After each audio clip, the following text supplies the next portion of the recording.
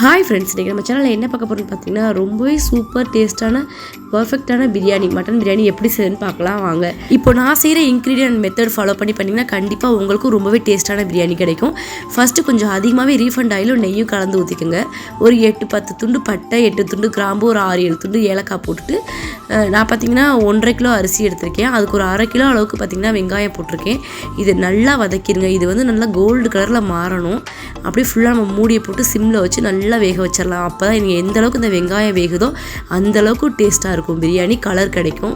பார்த்திங்களா எந்த அளவுக்கு செவந்து வந்துருச்சுன்னு. இந்த மாதிரி செவந்ததுக்கப்புறம் இப்போ இதில் நான் ஒரு 6 பச்சை மிளகாய் சேர்த்துருக்கேன்.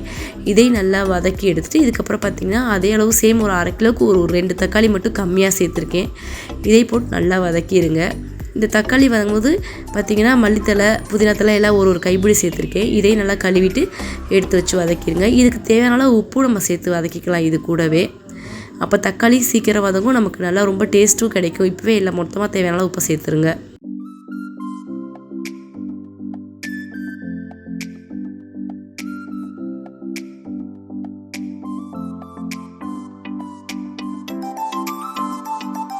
இப்போ இதை லோ ஃப்ளேமில் மூடி போட்டு வேக வச்சிடலாம். நல்லா வெந்ததுக்கப்புறம் பார்த்திங்கன்னா தண்ணியெல்லாம் வெளில வந்து இப்படி தான் இருக்கும். இதை நல்லா கரண்டியாலே மசிச்சு விட்டு இன்னும் கொஞ்சம் நல்லா வேக வச்சிடலாம். இந்த தக்காளியெல்லாம் கரைஞ்சதுக்கப்புறம் பார்த்திங்கன்னா நம்ம இஞ்சி பூண்டு பேஸ்ட்டு சேர்த்துக்கலாம். இதுக்கு பார்த்திங்கன்னா மொத்தமாக நான் ஒரு 150 கிராம் அளவு இஞ்சி பூண்டு பேஸ்ட்டு சேர்த்துருக்கேன் 1.5 கிலோ ரைஸ்க்கு. இந்த பச்சை வாசம் போகிற அளவு இதே நல்லா வதக்கி எடுத்துடலாம் நம்ம.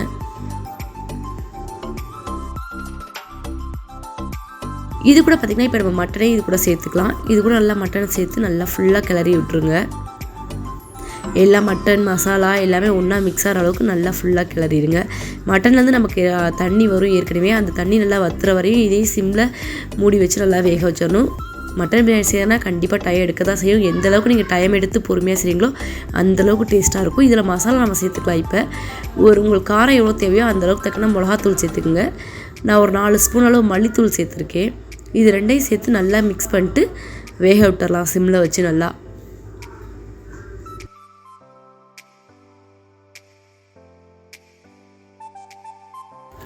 நீங்கள் இப்போ தான் ஃபர்ஸ்ட் டைமாக என்னோடய சேனல் பார்க்குறீங்கன்னா கண்டிப்பாக என்னோடய சேனலுக்கு சப்போர்ட் பண்ணுங்கள். என்னோடய வீடியோஸ்க்கெலாம் மறக்காமல் லைக் பண்ணுங்கள். இந்தளவுக்கு பார்த்திங்கன்னா தண்ணி வரும் மட்டன்லேயே. இதை நல்லா தண்ணி இன்னும் கொஞ்சம் வத்தட்டும். நல்லா பரட்டி அப்பப்போ விட்டுருங்க. ஏன்னா இடையில அடி பிடிக்காமல் இருக்கணும், அதுக்காக தான்.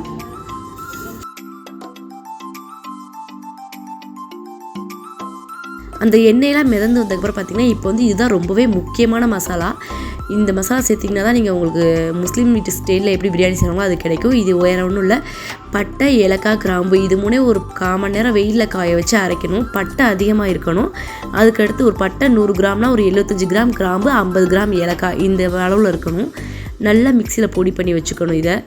இதுதான் இது ஒரு 5-6 ஸ்பூன் நம்ம எவ்வளோ பிரியாணி செய்யணுமோ அதுக்கு தக்கன தேவையான அளவு போட்டு நல்லா மிக்ஸ் பண்ணிங்கன்னா அந்த டார்க் கலர் இதில் தான் கிடைக்கும். ஸ்மெல்லும் இதில் தான் சூப்பராக இருக்கும். ரொம்ப ஃப்ளேவர் செம்மையாக இருக்கும் இது சேர்த்திங்கன்னா தான்.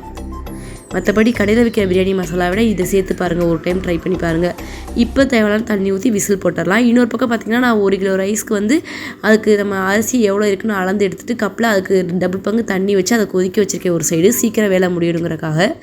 கறி நல்லா வெந்துருச்சு. இப்போ பாருங்கள் கலர் எப்படி இருக்குன்னு. இது எந்தளவு டார்க்காக இருக்குன்னு பாருங்கள், உங்களுக்கே தெரியும் கலர்.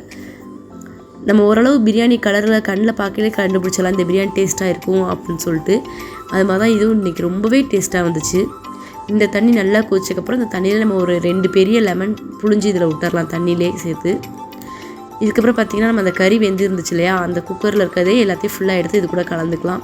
கலந்துட்டு நல்லா கலந்து விட்டுட்டு இப்போ இது கூட பார்த்திங்கன்னா நான் ஒரு 6 லிட்டர் அளவு தயிர் சேர்த்துருக்கேன்.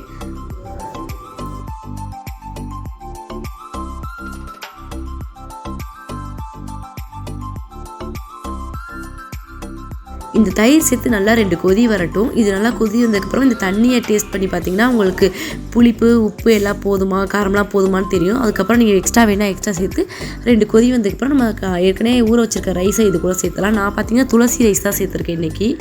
பிரியாணிக்கு ரொம்பவே டேஸ்ட்டாக இருக்கும். சீரக சம்பா விட துளசி ரொம்ப டேஸ்ட்டாக இருக்கும்.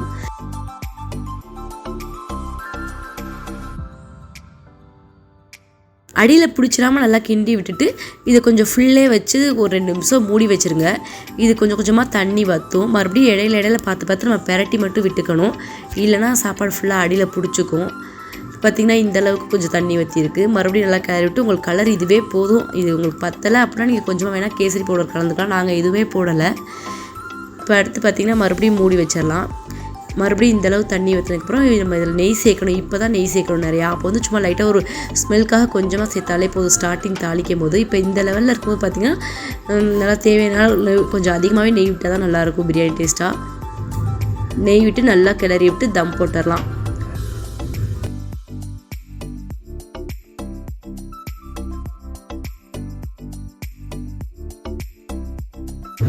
இப்போ பாருங்கள் இந்த அளவுக்கு பிரியாணி ரொம்பவே சூப்பராக வந்துருச்சு. பார்த்திங்கன்னா உங்களுக்கு கல்யாண பிரியாணி ஸ்டைல்லே இருக்கும். இப்போ தம் போட்டுடலாம். கண்டிப்பாக உங்கள் வீட்டில் இதே ஸ்டைலில் ட்ரை பண்ணுங்கள். ரொம்பவே ஈஸி தான். பிரியாணினா ஒரு பெரிய விஷயமே இல்லை, ஈஸியாக செய்யக்கூடிய விஷயந்தான். ஒரு ஃபஸ்ட் டைம் செய்யும்போது நமக்கு கஷ்டமாக தெரியும். இது நம்மளோட மசாலா எப்படி சேர்க்கணும், எந்த அளவில் சேர்க்கணும்னு மட்டும் தெரிஞ்சால் போதும். சுவையான பிரியாணி நீங்களும் வீட்டிலே செய்யலாம்.